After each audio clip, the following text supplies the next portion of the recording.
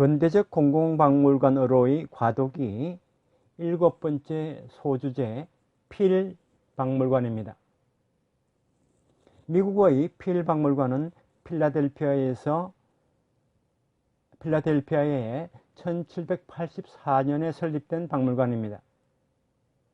이 박물관은 개인 박물관이면서 공공박물관의 방향을 지향하고 있었고, 스미소니언 박물관의 성구로도 보였으며 박물관 역사상 중요합니다. 나중에 이야기할 바넘의 폐허와의 관계에서도 흥미롭습니다. 유럽에서는 물건을 수집한 캐비닛이 일찍부터 있었고, 공공박물관의 성립은 이들 캐비닛의 존재에 강한 영향을 받았습니다.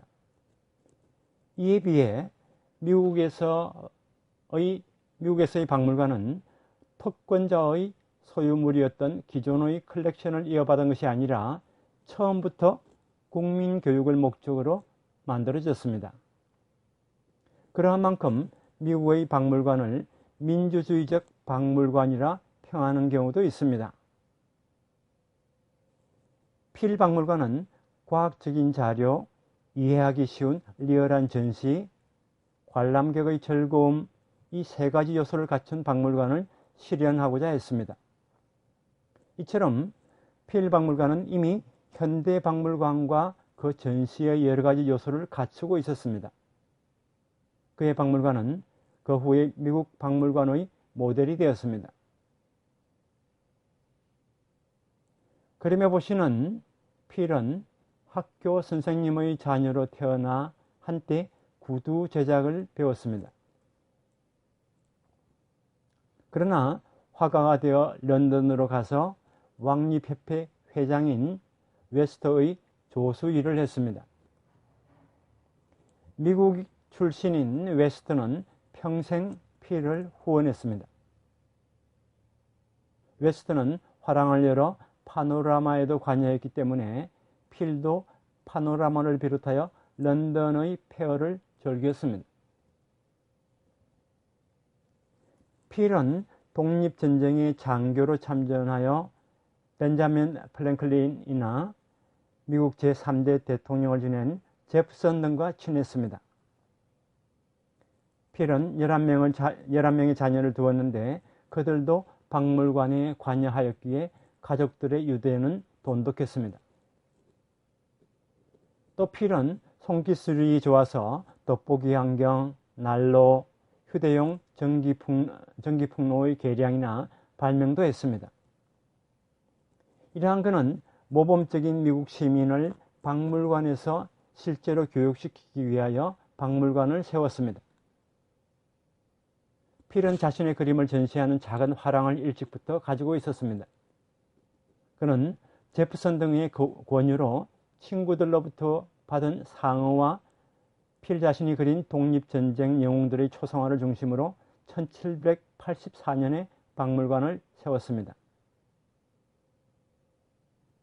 필 박물관의 명칭은 미국 박물관이고 훗날 필라델피아 박물관이 되었습니다.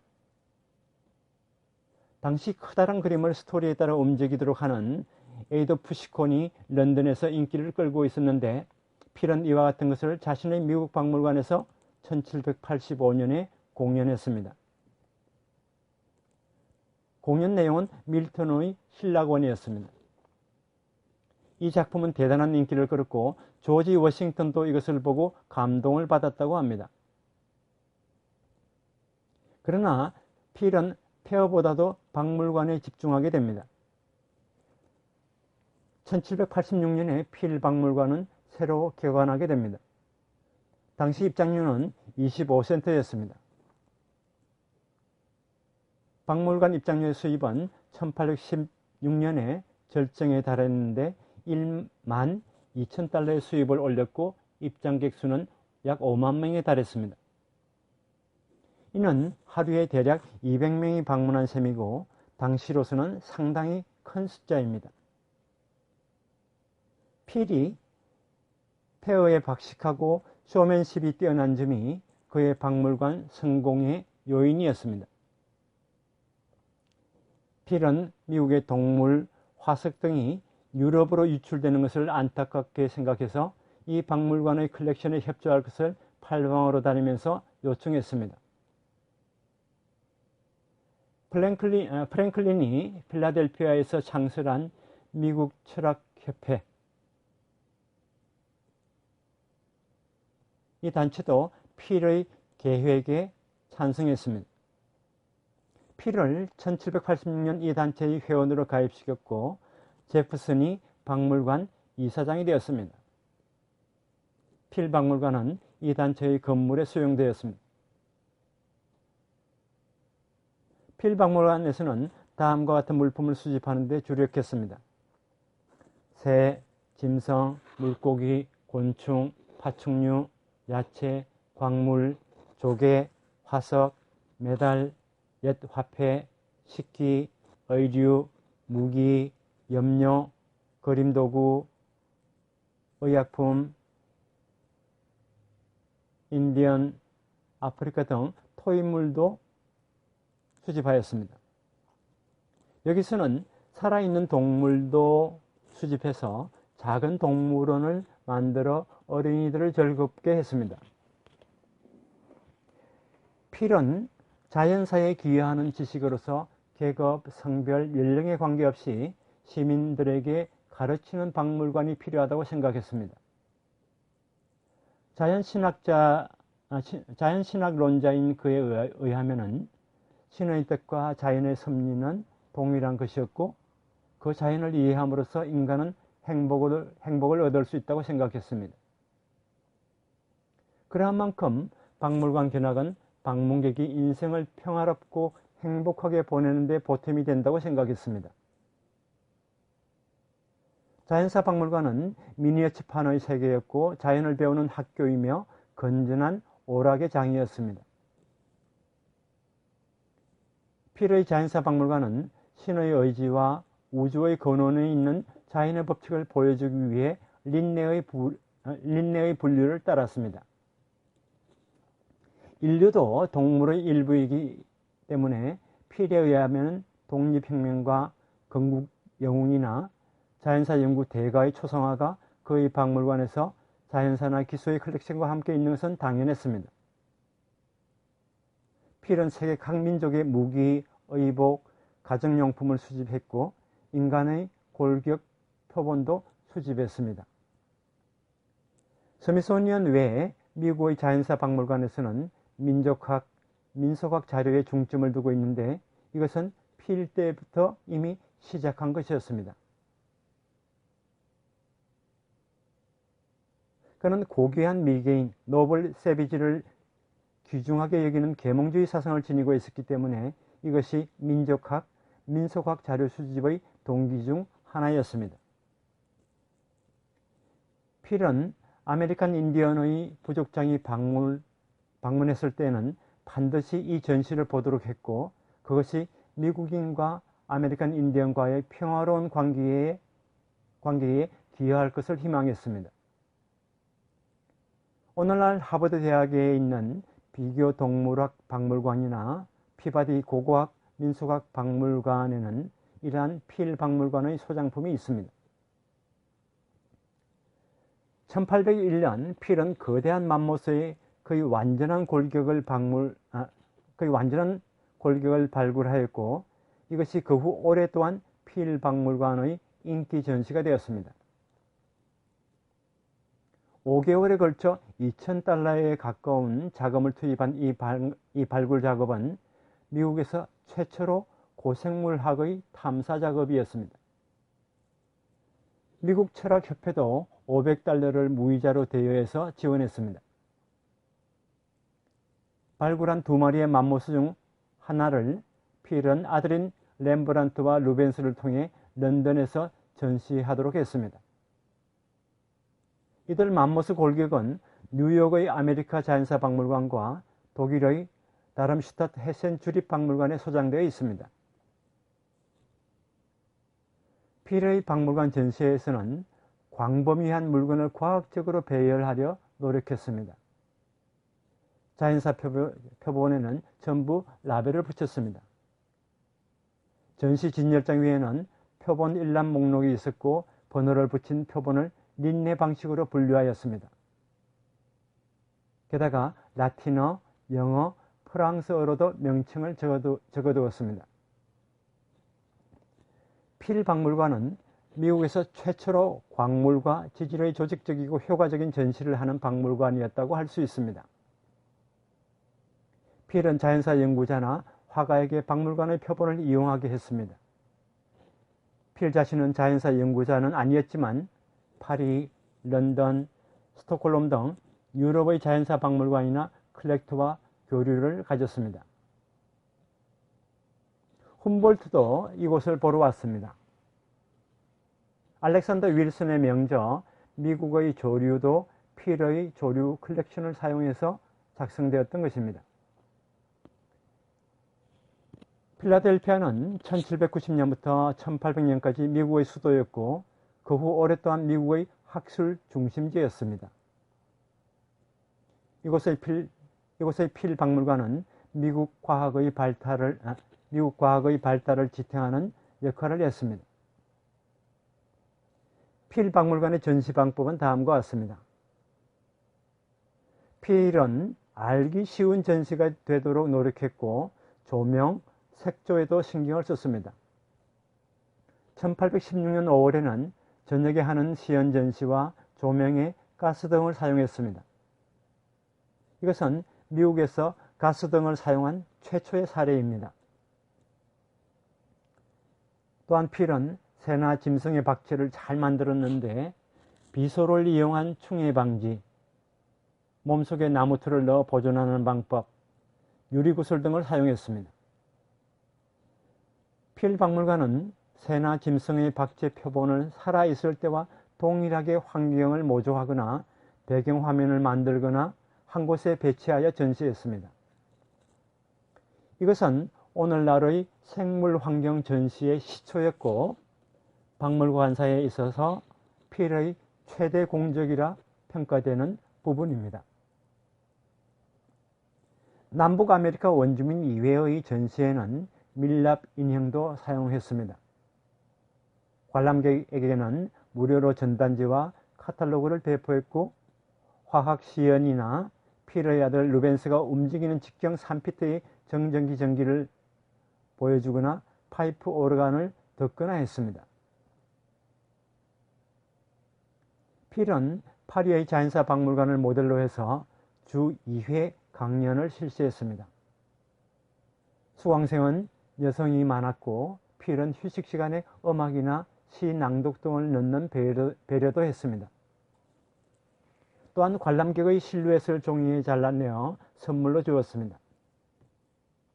박물관 견학이 즐거운 체험이 되도록 하기 위해 필은 다양한 노력을 했던 것입니다. 이것은 당시의 엄청난 학자풍의 유럽 박물관과는 엄청난 차이였습니다. 필은 박물관의 뉴스를 신문 광고나 전단지로 선전했고 정부 요인이나 친구에게 리플렛을 보냈습니다. 표본 기증자에게는 이 리플렛으로 정중하게 감사의 인사를 전했습니다. 맘모스의 골격이라는 인기 전시품이 있었던 점도 오늘날의 박물관 방법과 연결되는 부분이 있습니다. 필의 이러한 노력에는 런던에서의 경험이 엄청난 도움이 되었습니다. 필 자신은 리버 박물관을 매우 의식했고 목표로 삼았습니다. 필은 개인적으로 박물관을 세웠지만 이 박물관은 국립기관이 되어야 한다고 생각했고 프랑스 국립자연사 박물관을 모델로 상정하고 있었던 것 같습니다. 그래서 그는 이 목적을 달성하기 위해 몇 번이나 움직였고 또 공적 자금을 도입하려고 했지만은 제프선 등과의 친밀한 관계임에도 불구하고 잘 되지는 않았습니다. 사립박물관인 필 박물관은 재정난의 어려움을 겪었고 지속되지 못했습니다. 입장료 수입을 벌기 위해서는 볼거리 등 다양한 오락시설과 경합하지 않으면 안 되었습니다. 1810년에 필은 박물관 운영을 아들 루벤스에게 맡겼습니다.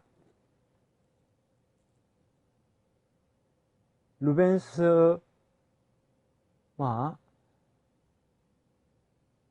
렘브란트가 음악, 마술, 자동인형 등 오락 전시나 극장에 중점을 둔 노선에서 박물관 유지에 심혈을 기울였지만 성공하지 못했습니다.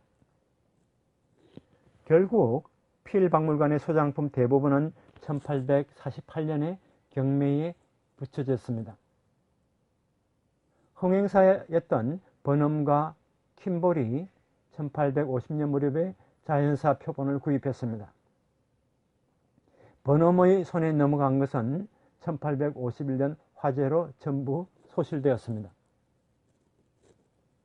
필 박물관의 역사적 위치 부여에 대해 말씀드리겠습니다.